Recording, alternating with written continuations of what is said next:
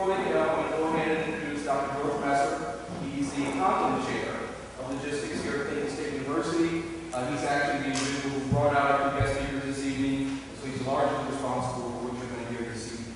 So please welcome George Messer.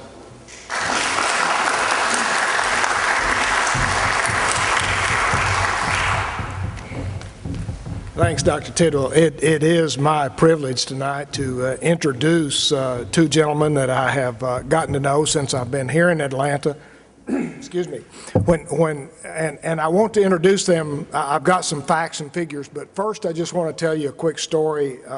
When I first came to Atlanta and Clayton State University, I had pretty good contacts in the domestic carriers, transportation, distribution companies, trucking, and even airlines and things like that.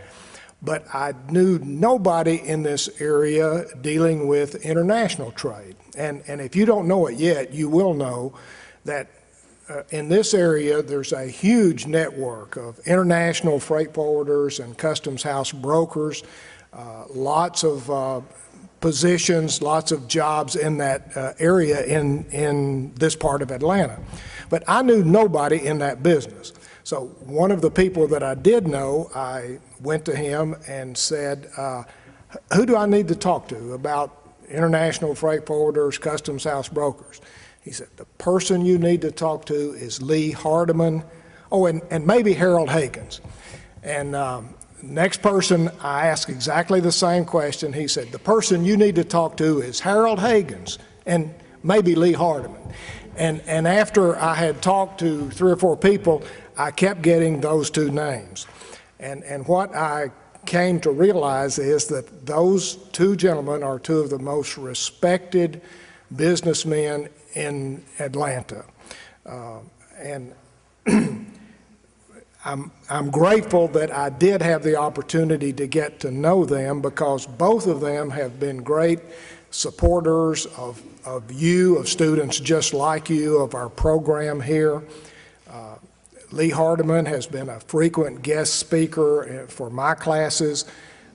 In addition to speaking at places like Kennesaw State, the University of Tennessee, and the National Council for Logistics Management Conference, he comes to our class and just talks very honestly and openly about his business and what he's done to be successful. And Harold Hagans has been very active with us in our work experience course. We have the opportunity in our logistics concentration for students to actually learn on the job firsthand, and Harold was one of the first companies, to let students come in there and work and learn. The first student I had there, when she got back to class, I said, well, how did it go? And she said, oh, I had a lot of fun. Oh, and I learned something too. Second student that went to work for Harold, how'd it go? Oh, I had a lot of fun, and I learned a few things too. So great office environment, a place where people enjoy what they do and do it very well. A few facts. Lee Hardeman graduated from the University of Alabama with a bachelor's degree in general business. He got an MBA in transportation and logistics from the University of Tennessee. After some experience in international trade, import-export business, he started his own company in 1986, and today they have revenues over $10 million. And my facts here say that his firm files in excess of 7,000 entries per year on commodities ranging from aircraft to zippers. They're internationally recognized by customs and importers and shippers as leaders in the field. Lee is a former president of the International Freight Forwarders Customs House Brokers Association of Atlanta. He's been honored by being named one of the outstanding young men of America, Beta Gamma Sigma Honor Society. He's a former board member of Executive Leadership Foundation, which promotes ethics in business. He actually retired from the Air Force Reserve in 1998 as a lieutenant colonel, and during his active years in the Air Force in the 70s, Among other duties, he was a navigator on a jet refueling tanker, and just an excellent individual that you're going to enjoy getting to know. While I'm talking about military experience, Harold Hagans, and I did not know this about Harold, but he served over 25 years in the military in elite special forces and parachute units where he amassed over 1,000 parachute jumps. Now, I personally don't know why anybody wants to jump out of a perfectly good airplane, but he did it. He's done it over 1,000 times. He's also been past president of the Atlanta International Freight Forwarders Customs House Brokers, has a degree in business administration, criminal justice from Columbia University. He teaches classes at Mercer University for continuing education here at Clayton State and Perimeter College. He's also president this year of the Atlanta Air Cargo Association, which, by the way, endows a scholarship for one of our logistics supply chain management students. And so again, both of these individuals have just been great supporters of our programs. In addition to their speaking tonight in the specific area of international trade, their specific area of business, I hope that they will talk to you in a more generalized business sense, because both are eminently successful businessmen. They have built businesses from scratch, very entrepreneurial, and they have done it in the right way with a very high level of integrity and ethics. So if they do not talk about their business experience and building business, then you be sure and ask them. They've told me they want you to interrupt, ask questions, get their attention, and they will address any issues that you have as they speak. So, Lee, Harold, have we decided who's going first or together, or how are we doing this? Okay. Lee Hardeman.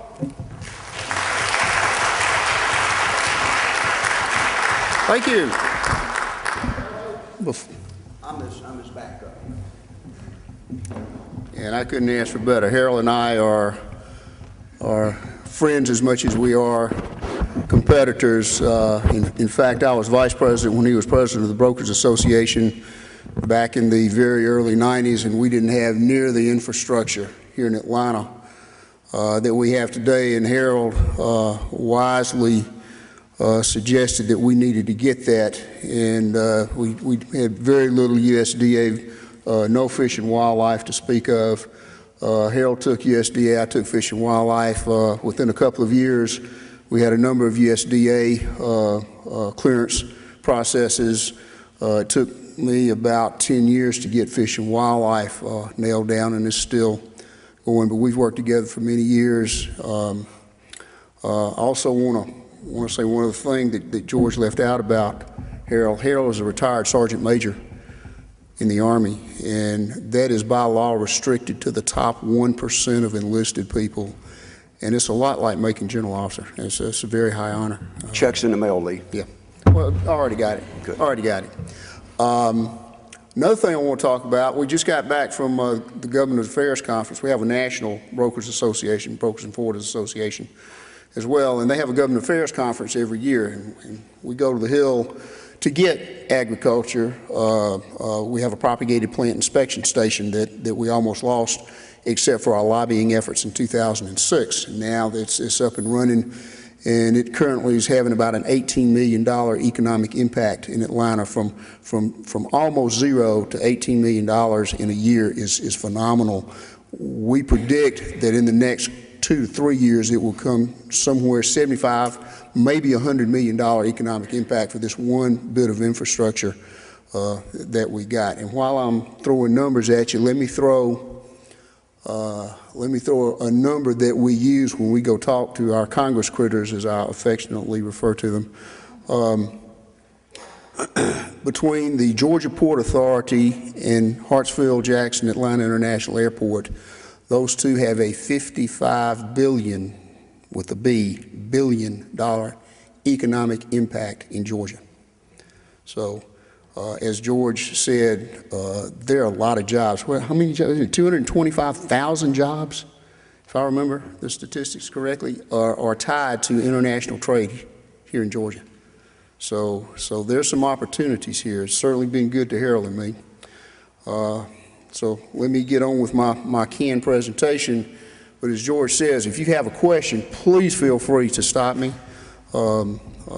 This is just what I'm prepared to say, but as George says, we got a lot of other things we can talk about.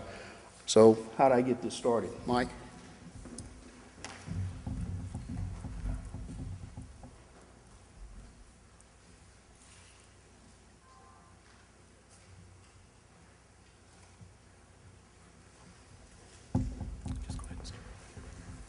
Let me just give you a joke while we're waiting for a couple of minutes. I think sort of appropriate right now is one time this professor was giving a long class, and he's very adamant about his class and people being present and everything. And all of a sudden, in the middle of his class, a young fellow in the front row got up and just walked out. That sort of irritated him just a little bit. And then later on, the fellow came back and sat down. So when the break came, the professor pulled the young fellow to the side and says, "Why did you get up in the middle of my class and leave?" And the young fellow says, "I went to get a haircut." And that irritated the professor a little bit more, and he said, "You went and got a haircut. Why didn't you get a haircut before you came to my class?" And the young fellow says, "When I came to your class, I didn't need a haircut, so we're not going to." There we go. Okay. I'll be brief. Go right ahead. I guess you should also know that while Harold is the best looking broker, I'm the best broker. Okay, Customs Trade Partnership Against Terrorism, CTPAT, as we know it. It is a joint customs and trade initiative to build cooperative relationships that strengthens overall supply chain and border security. Customs is asking businesses to ensure integrity of their security practices and communicate their guidelines to the business partners. Why CTPAT? Most everybody in the United States and most of the world remembers where they were on September the 11th. It was a devastating blow. I have seen figures as high as $160 billion of damages on September 11th in the United States. It's global terrorism, weapons of mass destruction. You have probably seen those surveys and essays going around the internet, scenarios of terrorists using weapons of mass destruction. You may have read Newt Gingrich's tome, for lack of a better word, where if we don't stop the terrorists overseas, we will probably lose at least 1 or 2 American cities. It's serious. And then the run-of-the-mill contraband, illegal immigrants, unsecured borders, and supply chains. Why participate in CTPAT? For importers, it's expedited processing through U.S. Customs and reduced customs inspections. This is a big deal. Customs inspections can run $500 to $1,000 each. You get an assigned supply chain security specialist. Participation may be a prerequisite in applying for some future customs program. And if you do the things that they want you to do, you will actually have an improved supply chain security. Currently, only 1 in 360 CTPAT shipments are inspected versus 1 in 47 for non-CTPAT shipments, and this will only increase. What does CTPAT participation require? A comprehensive self-assessment of supply chain security using the CTPAT security guidelines, development and implementation of a program to enhance security throughout the supply chain, communication of CTPAT guidelines to other companies in the supply chain. Application is submitted online at www.cbp.gov, which includes submission of corporate information, a supply chain security profile, and an acknowledgement of an agreement to voluntarily participate, and it must be signed by an officer of the company. Customs is serious about this, and they want the companies, their participants, serious about it. Major tenets are physical security and access control, procedural security, personnel security, IT security, education and training to keep people not only knowledgeable but alert to security issues, and especially violations and deviations.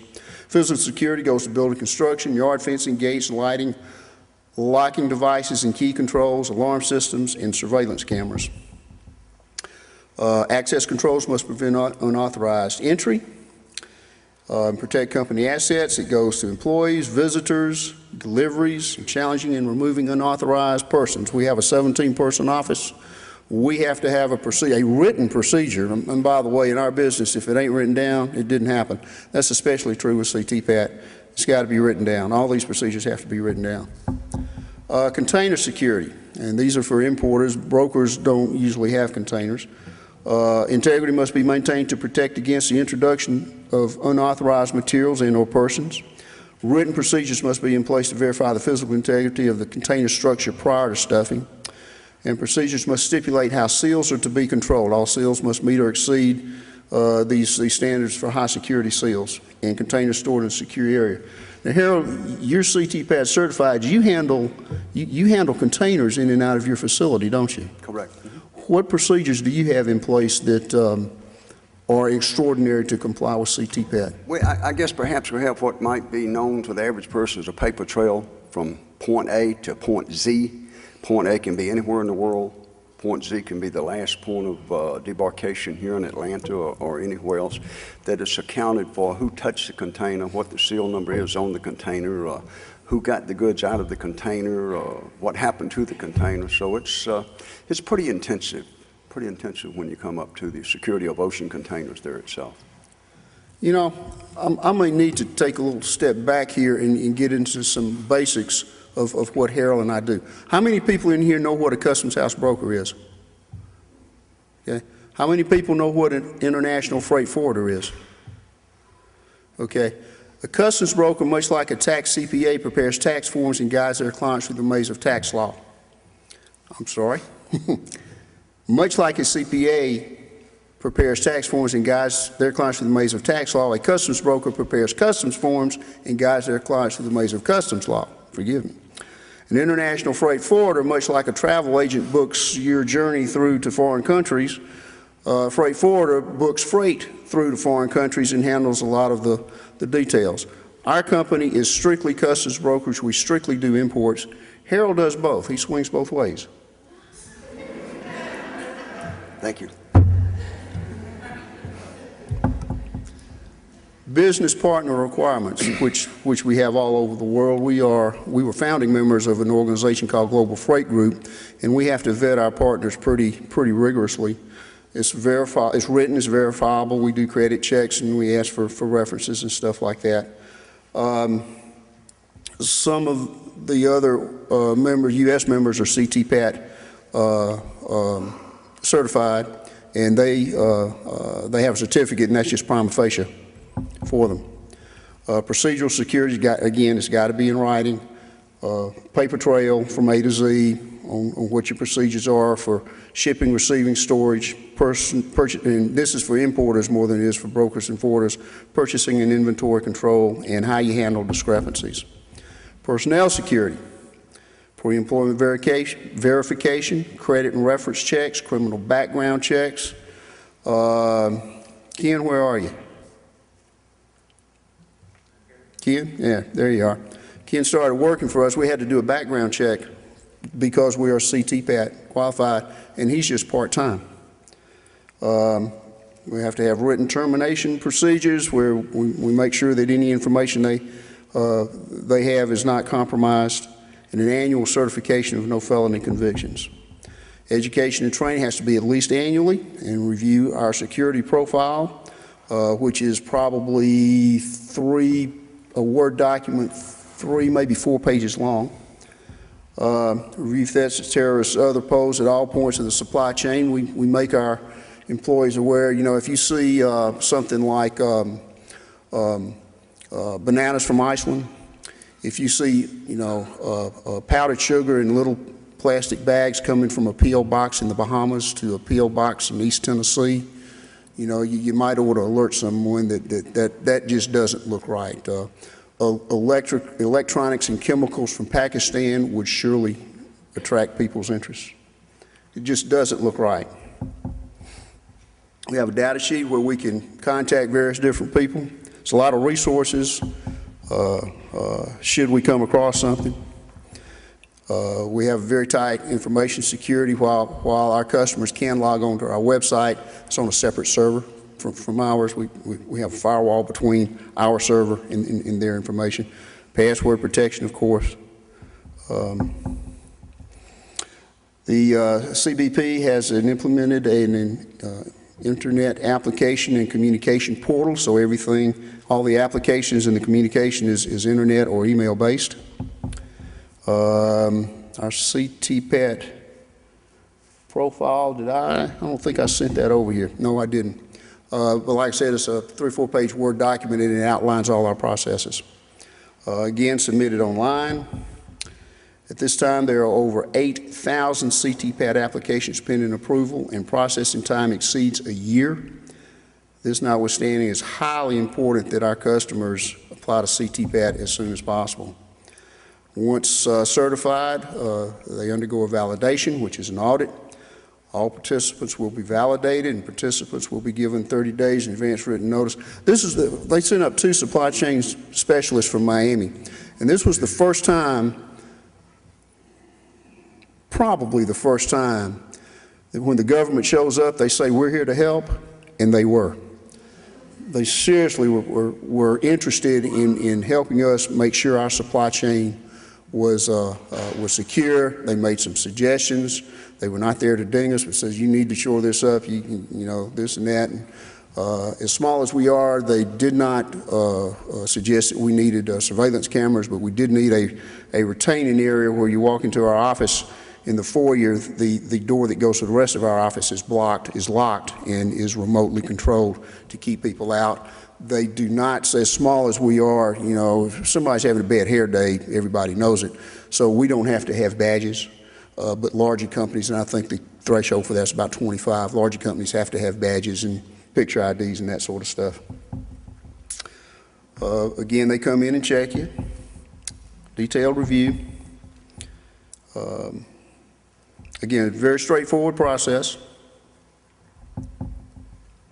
They issued a report. In our case, they came up with some what they call best practices for us. Some of our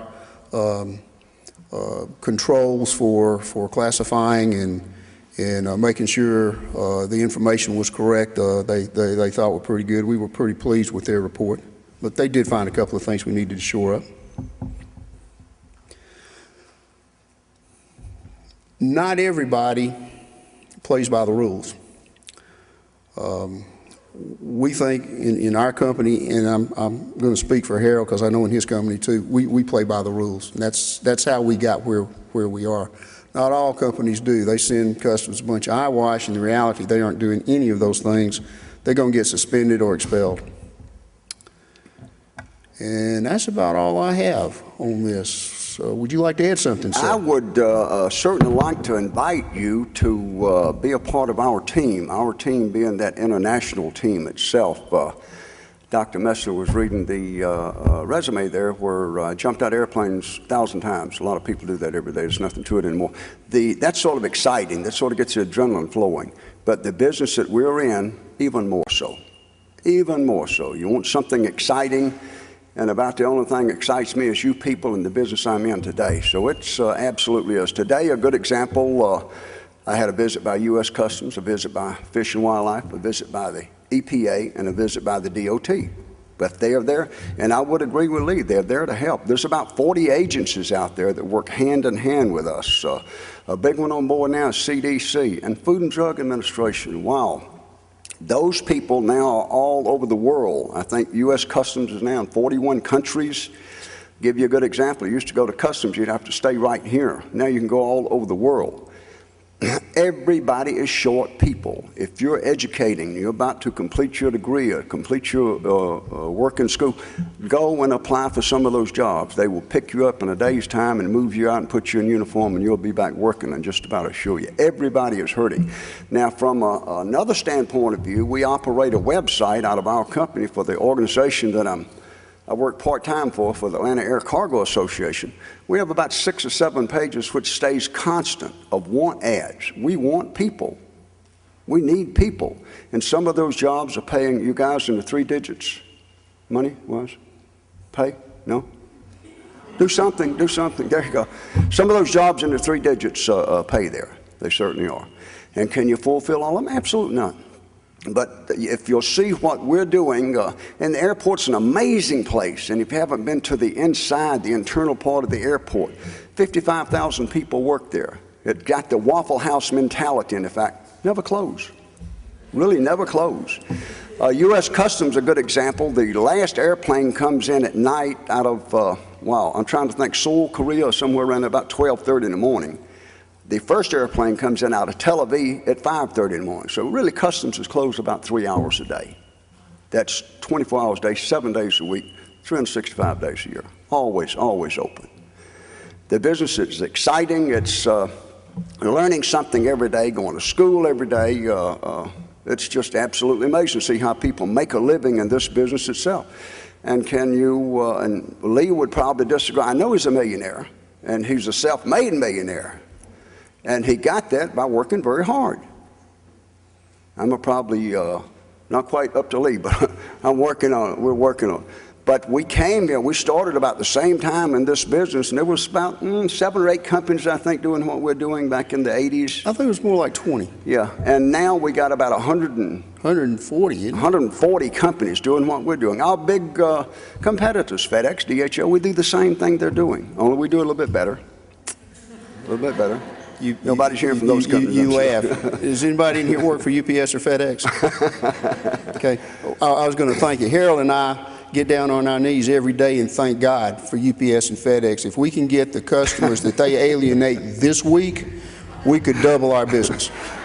But small and medium-sized customers, and that's who we want. I think our niche is working with people like you, individual peoples, and so. And FedEx and DHL, they don't really have the time or the expertise, so they deal with the Deltas, IBMs, the Coca-Cola, Dells, and people like that. But absolutely amazing business. I don't care which end that you're involved in, the ocean, the air, the imports, the exports, the letters of credit, and it's just.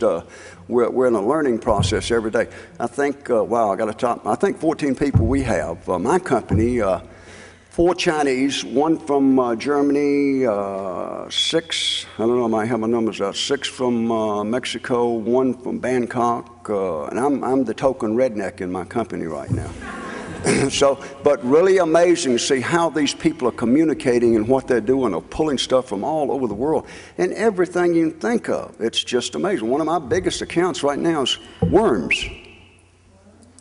Worms, W-O-R-M-S. We bring in about 4 million a week right now, worms. And I said, wow, today we had 50,000 eggs to come in. Eggs, don't we grow eggs here? No, we import eggs. What don't we bring in? It's just unbelievable. The most exciting part of my day is getting on one of the 4 fax machines in the morning. We open our doors at 6 o'clock and figuring out, wow, if I had a boss, I'd call in sick when I look at some of these papers and what we got coming in. But really amazing on what we do and the qualifications that our people.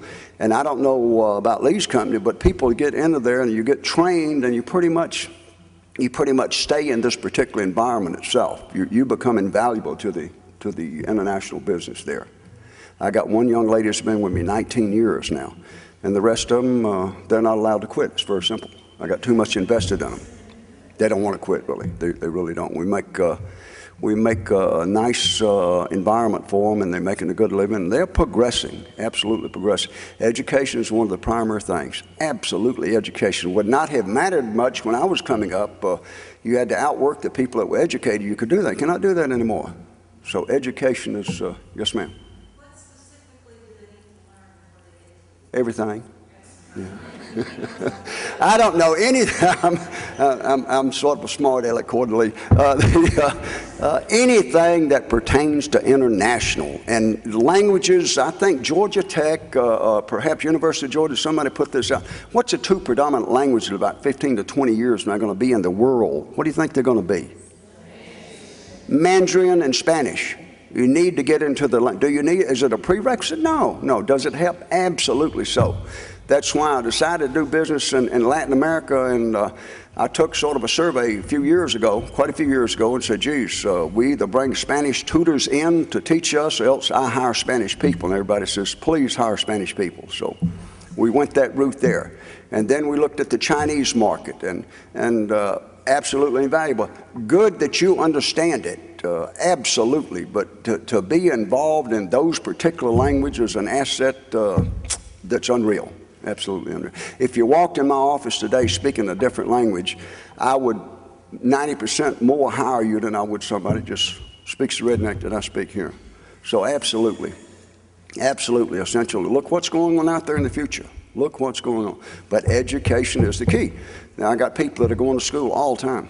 Matter of fact, one young lady is in Clayton State now working on a couple of programs here. We just gave her a scholarship last week for $2,700. We give out scholarships out of our organization to encourage people to go to school to get into the business. Either get into the business or stay in the business. So we bring up all kinds of fringe benefits. The government does likewise now. When I mentioned those people, the Fish and Wildlife, a good example today, unfortunately, I was invited to a little get-together with Fish and Wildlife people where you were having a little lunch for a guy who is going to be reassigned to Boston, which leaves Atlanta, not only Atlanta, it leaves us with 2 Fish and Wildlife people. 2. They cover parts of Tennessee, South Carolina, Georgia, parts of Alabama. 2 people. Do they need people? I would certainly think so. But that's true. Food and Drug, another agency, absolutely needs people every day, every day. CDC, people, we need people. U.S. Customs, I told the guy in charge of U.S. Customs today, I told him, Spalding, had 14 desks in there and 3 people working at the desk. And I said, you need to go out and get some homeless people, bring them in here and just sit them down. At least we'll look like we're doing something, but not empty desks. But that's and unfortunately, you see these guys walking around in uniform and say, boy, I'd really like to be that. I would not right today in Atlanta be a customs inspector. Talking to a lady this afternoon, she worked 17 consecutive days now. They get paid for it. They get paid for it. They get paid good money for it. But right now they're so short, and the training cycle is a little bit longer than perhaps I think it should be, but we're suffering. And we're talking about all the CT-PAT. Let me give you some dismal statistics, and I didn't make these up. Lee gave them to me, I think. We're talking about drugs coming in and a multitude of things coming in. We're ever looking for things like that. We're looking for all kinds of programs. But right now, our people, the federal side of the house, is stopping about 3 to 4% of what's coming into the United States. And great big apprehensions of cocaine and everything here in Clayton County in the last week or 2, or a couple of weeks. If you can imagine, 95% got around that. It's frightening, sort of frightening. So security, you're going to hear security and you come to my office a little bit different than Lee's. You got a intercom us to get inside. And I told the TSA was there the other day, we have combinations on every door but the bathrooms. And I'm thinking about putting them on those next week. You need everywhere you move, you got to have somebody with you. But I agree with that, and I see what the government's trying to do. Is the work more difficult? No. More complicated? No. More intensive? Absolutely. We got the TSA out there, the Transportation Security Agency, we got U.S. Customs over here. Everybody is speaking security all the time. I'm tired of talking. What do you got? It's about time. What kind of questions do you have? Let me take a stab at what the lady asked about what you need to know. There's a saying in our business, if you don't know the answer, don't ask the question. Okay? Also, if you can't stand the answer, don't ask it. This is one of the reasons you need to know. Don't ask the question. Okay? But the real answer to your question is our national association, NCBFAA, National Customs Brokers and Forwarders Association of America, have a website, ncbfaa.org, and click on the Educational Institute there, and there are 2 programs, one for importing and one for exporting. The Certified Customs Specialist program for importing, and we have continuing education units. It's a very fine curriculum. And on the export side, I don't think that's quite in place yet. It's called a Certified Transportation Specialist, Certified Transportation Specialist. And that should be operational here, if it's not already, within the month. Both of those courses are rigorous. They take about a year. It's a distance learning thing. You take tests over the internet. I'm sorry, take that back. The tests are proctored. It may be over the internet, but the tests are proctored, and they will have someone at your location. Surely there will, around here. In fact, Clayton State may be one of the places that the test would be proctored. But it's a distance learning thing. Very, very good information from that. If you want a sample of it, go to my website, which you can see here, lhcb.com, and download a little pamphlet, a little booklet called Fundamentals of Importing, and it'll give you some basic information about what all we do. There are courses here. George, y'all teach basic things like bills of lading and as a contract of carriage and those kinds of things. That's the transportation side of it, but there is a custom side of it. But Fundamentals of Importing will give you a good sample of that. I teach for 2 or 3 organizations. As a matter of fact, I have a class starting this weekend up in Roswell for Clayton State. And our classes are sort of unique. The cutoff's about 20 people. Normally they fill up right around there. And about 60%, 70%, even higher, is from somewhere else in the world. So it makes for an interesting class. And we put people in business. We'll start you out to importing if you're interested. Almost no money down. Exporting, a little bit different than exporting itself. I think so highly of this course. I've sent my last 2 hires to that. It's a good course. I thought he was spying on me, but I feel very honored that people. No, I have Janet for that. I feel very honored that Lee would send people to my class there, but it's sort of high impact, 3 hours. I don't think anybody goes to sleep, but it's most interesting what goes on in this business. And I would certainly welcome you to come see us or get in touch with us. Come see. I'm never at my office, but you can come by anyway. Give me a call on the cell phone. I have it embedded in my arm now. Harold, so why don't you tell them about the shipment hell, the Chianti with the straw? You remember that one? The which one? The very low value Chianti from Italy. It was in the bottles that had the straw. When it first got here, they didn't have ATF label approval, so they had to put it in storage and get. Does this ring a bell? Yeah. Am I confusing you with someone else? No, not really. I remember, but there's so much more interesting going on. This past week, I get a call from a pilot that's in Johannesburg, South Africa, and he says, "I'm going to buy this airplane. Can you help me get it in when I get it back?" Yeah, that's not a problem. That's sort of simple. Lee does it. I'm pretty sure this is an entire airplane that you, the first time in the United States you clear it, that's an import. Don't care what it is now. If you die overseas, you become an import. You've got to be cleared, right? Everything goes through customs. And did not know what kind of airplane. The guy said a Cessna 441, and I looked at the bill of sale, and it's a 1980. That's almost an antique airplane, but airplanes continue to fly Anyway, they get ready to take off in South Africa, and they come to find out they couldn't certify one of the engines. Well, in airplanes and business like that, you have to be able to tell where the engine came from. So they got that, and that delayed it 3 or 4 days. And then this little airplane, a Cessna 441, 1980 model, propeller driven.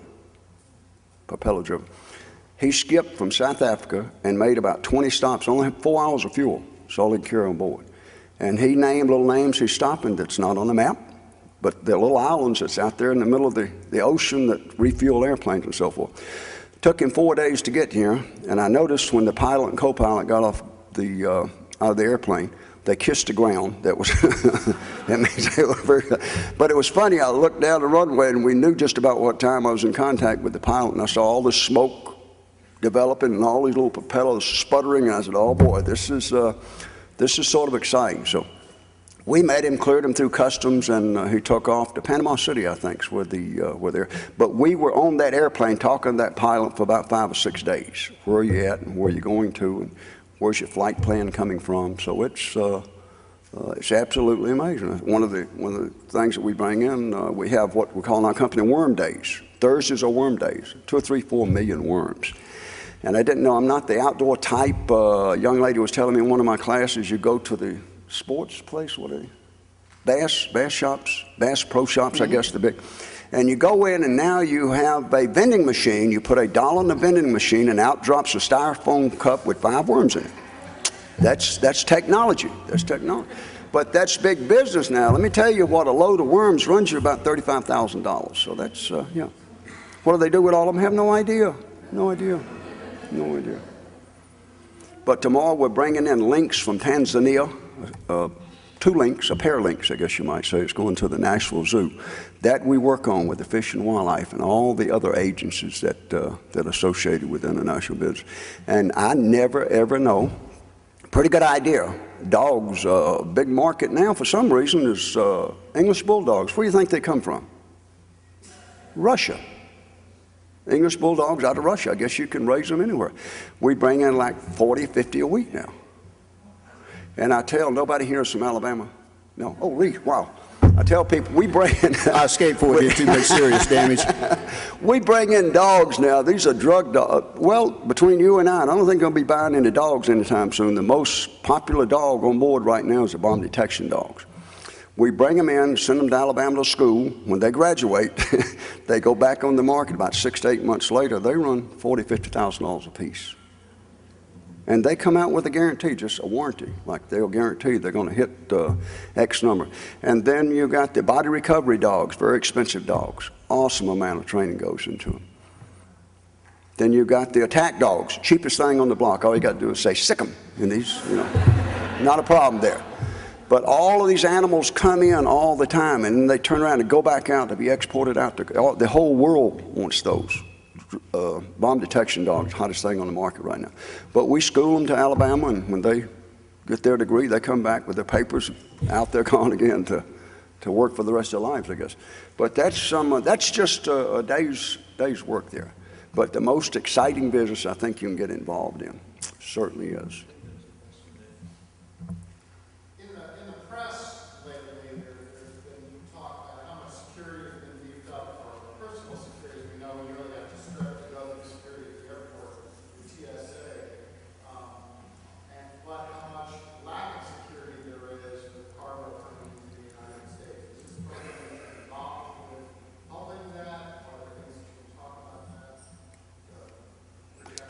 Well, into the CTPAT now, a good example, ocean containers. We got agents, I'm sure Lee has all over the world, that are shipping containers from, let's go to Islamabad. And they're shipping containers of handicraft. There's people there, and customs is in 39 countries now that are certifying these shippers. Somebody's there sort of looking to see what's being shipped in that particular container. And then the seals are gone, and no way can a container get in here if that seal's been tampered with, broken, or anything. So that's good security. Do we have enough? No, we do not. No, we do not have enough security. We need It is nowhere near perfect. It is nowhere near as stringent as it needs to be, but we're getting there. A lot of it has to do with technology and non-intrusive exams that can detect explosives and radiation. It's a matter of getting the equipment. My wife and I went through Washington National a couple of weeks ago, and they now have it's not only a metal detector, it blows air on you and somehow is supposed to detect explosives. The technology and the companies that are building that kind of technology are just growing by leaps and bounds.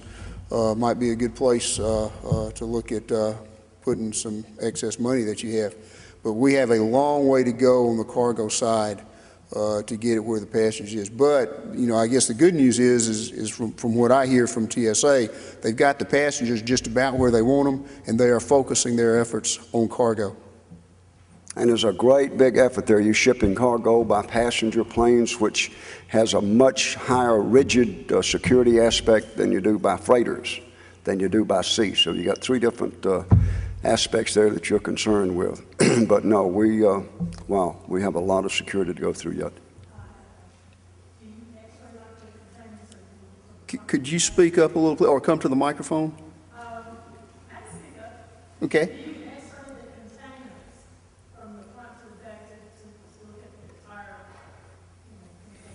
Some, it's called a VACIS exam, and I forget what VACIS stands for.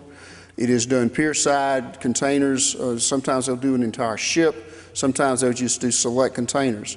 It is an X-ray-like machine, and yes, it's a portable device, and it passes through, the entire container. There is a move, if I'm not mistaken, to double or even triple the number of VACUS exams, which means they're going to have to, unless they're going to stop trade.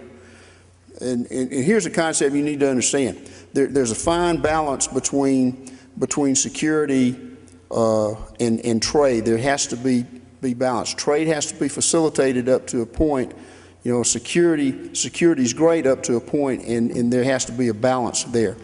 If we stop trade, if we have to bring trade to our knees, and 100% inspection would do that. It's just a 20% inspection rate would do that. Then they win. So there's a balance here. There's risk.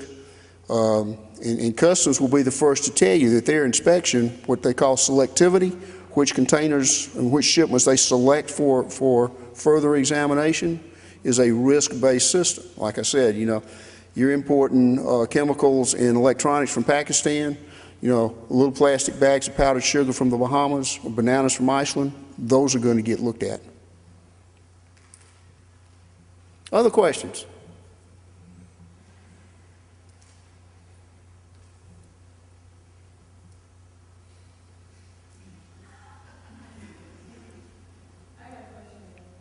Good. In order to, once I get, let's say I get my bachelor's in logistics. I'm sorry? Let's say if I get my bachelor's in logistics, will I have to have experience in it again? Or are you saying that once I get my bachelor's, I can immediately start working and it's like on the job training? I would, excuse me. Everybody, and I don't know about Lee, but I'm one of the very few companies I don't want people with experience. I want you to come in and learn how Hagans does it, which is not necessarily the way that other companies do it. So no, I don't like experience at all. I just hired a Chinese person, and I hired her out of a restaurant, as a matter of fact. So she's got her first week with us, but she is learning extremely fast. No, a lot of our competitors, I'm sure they'll 1 year experience too. How are you supposed to get that? I don't know. I don't know how you get. But with the college degree, I tell you, you're going to jump ahead of an awful lot of folks. Awful lot of folks. But look at our website, the website that we operate out of our office, AtlantaAirCargo.com, and that's 6 or 7 pages on there. That's just most interesting jobs. Most interesting. I'm sorry? No, sir. AtlantaAirCargo.com. That's the Atlanta Air Cargo Association website. But going back, I agree with Harold. We have a certain way of doing things. It's worked for us. We've developed it over the years. We've made about every mistake that can be made, and we have procedures in place that will catch the vast majority of them. We don't like, and we've tried this a few times. People come, well, we've always done it this way at UPS, and we did it this way. Hey, you ain't at UPS anymore. You're here. So we like to take people that we can train our way. Okay. There are companies.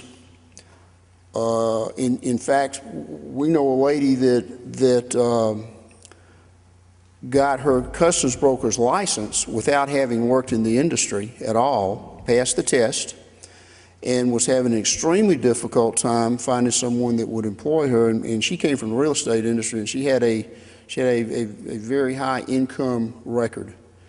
And that could have been a disadvantage, but she was willing to take a huge hit to start over in this industry and learn it. FedEx was not a real good fit for her, but it gave her the experience she needed to go to work for an importer and do that. There are a lot of different avenues you can go. The FedExes and the UPSs would probably be a really good place to start if you want to make a lot of money. If, on the other hand, you're willing to start at the bottom, come see Harold and me, because we'll train you and train you up. But as Harold says, there's a cost with that. We don't like turnover. Do you have another question? Are you here to recruit for employment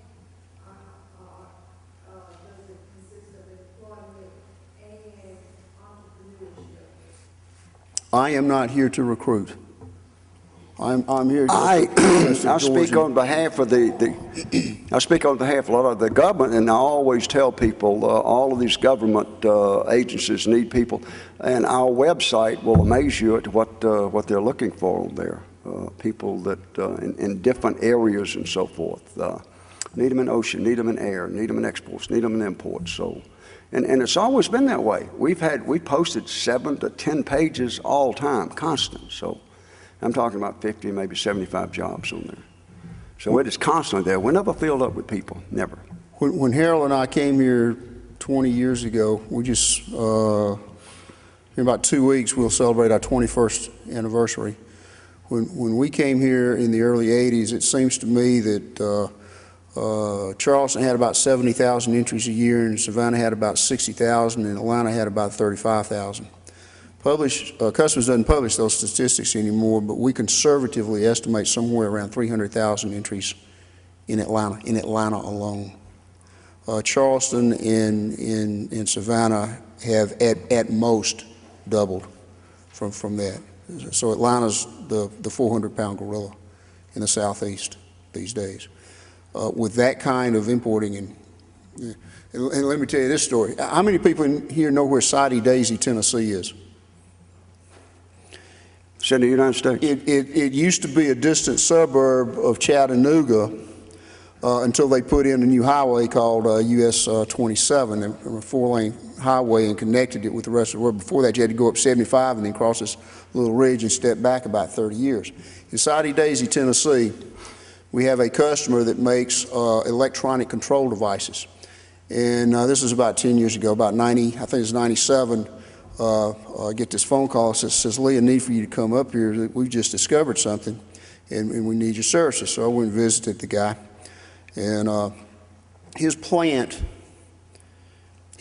was about half the size of this auditorium. And he employed 8 people, 3 of whom were engineers, and the others put the things together. And he just discovered that almost all of his components were made overseas, and that he could get one of them in Venezuela, including what he was going to pay us for transportation and clearance, for less than half of what he was paying for it domestically. And we're going, yeah, that's, pretty consistent. And he looked at me and he said, Lee, if we don't go global in 1998, we won't be here in 1999. And that's true. Small companies, even in the hinterlands, are going global. They have to compete. And the startup operations, many of our customers sell to Home Depot and Walmart and that crowd, and the penalties for running late and for not providing what you're supposed to are very high. So they're going to use, where I'm going with this is that our company has a niche, and it's premium service, outstanding customer service, and help make sure people don't have problems with customs. Harold has some niches too. Some I'm aware of, like his penetration in the Hispanic market here. I'll let him tell you about the others. But that's the way we compete against the FedExes and the UPSs with some kind of niche market. But one of the funny things, I thought, you go to Captain D's, Long John Silver's today, some of those classic restaurants, and you order a fish plate. You look at the little container that holds the fish, made in China. Now, most of the fish is made in China also. We bring in loads and 40-foot container loads of frozen shrimp just about every day. Where's it coming from? China.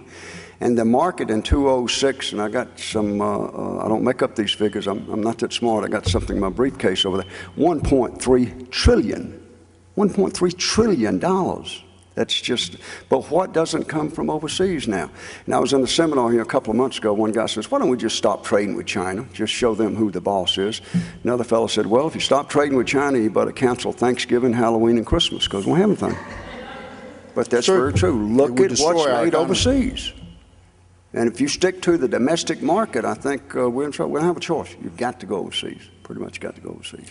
And it's a symbiotic relationship right now. We are addicted to low prices on merchandise, and China, to accomplish their economic goals, is addicted to manufacturing, and the two things make for a symbiotic relationship. right now we need each other. Now, there's some clouds on the horizon, big time. China's spending a huge percentage of their GDP on the military. They are striving mightily to be the next superpower, and that's kind of a scary thought. I was at a dinner here last week, and it was presented by the South Carolina Ports Authority. And today, as we sit here, and we're in, what, October now, in January is supposed to be completed and on the water will be a ship that's called EMMA, E-M-M-A, Maersk. Maersk is the large shipping lines that holds 15,000 20-foot containers. 15,000. Now, we have a problem because we don't have any port in the United States right now could handle that ship itself within 4 or 5 days. And they have the arms that come out now that reach down and get the container off. You'll see one arm. The Chinese are putting 4 arms on to put the containers on. So we need to get an unloading capacity there that's parallel their loading capacity in China. But there's nothing but growth for the international market. Absolutely growth. Absolutely. One of our problems is with infrastructure.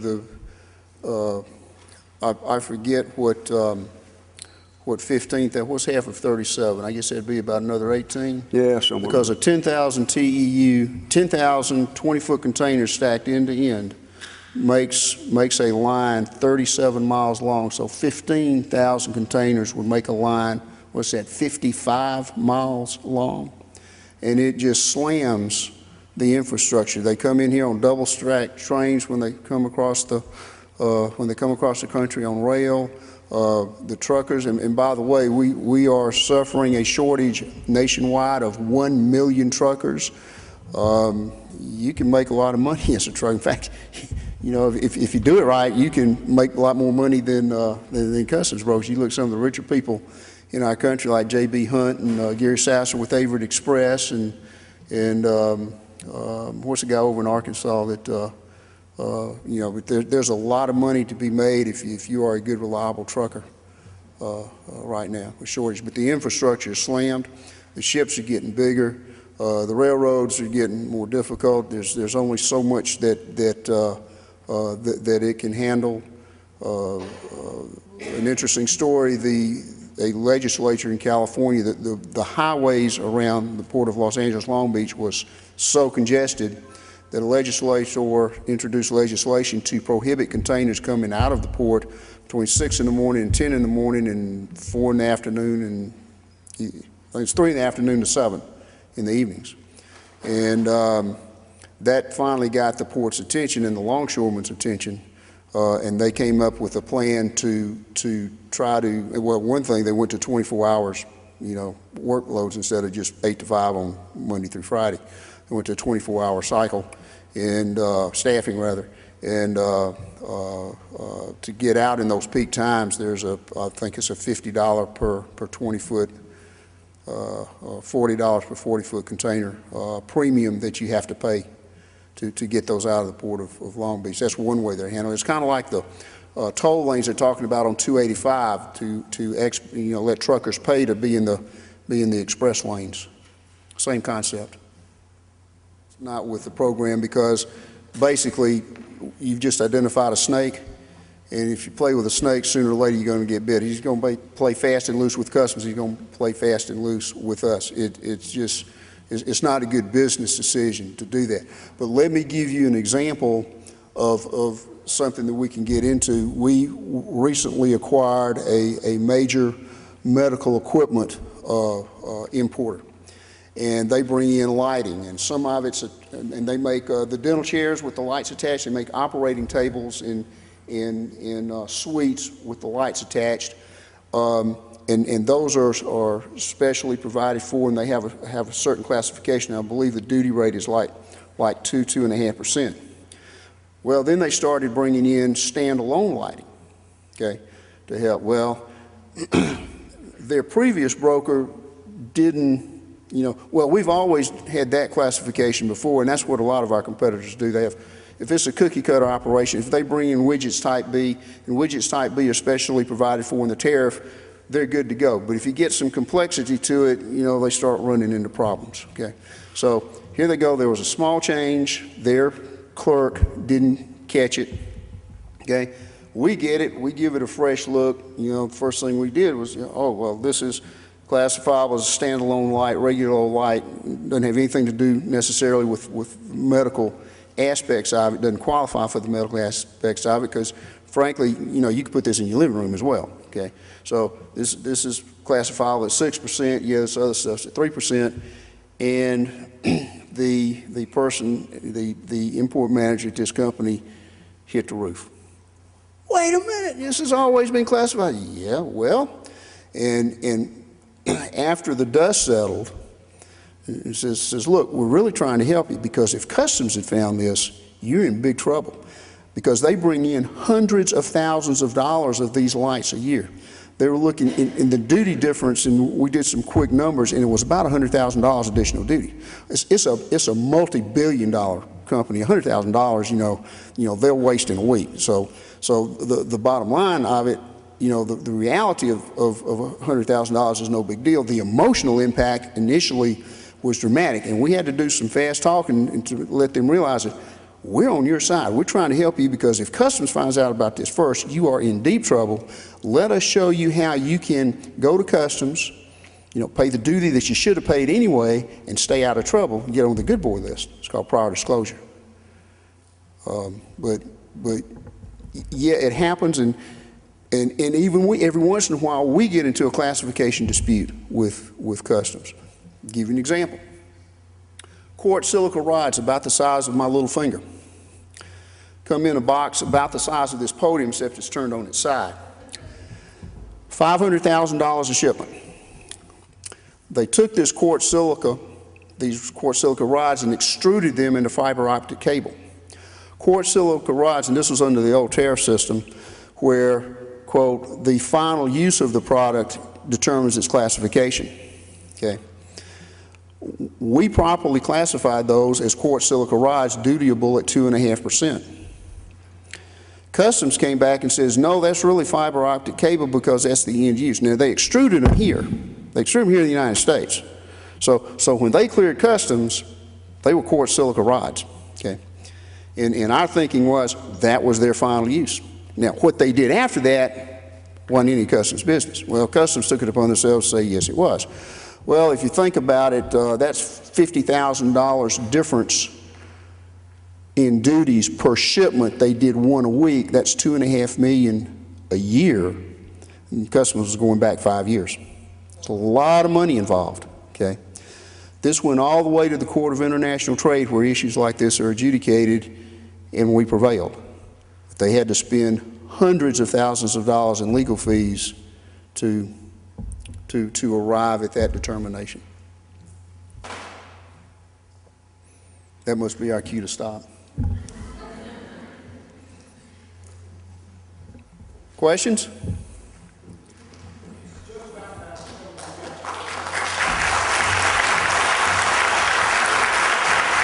Thank you for having us.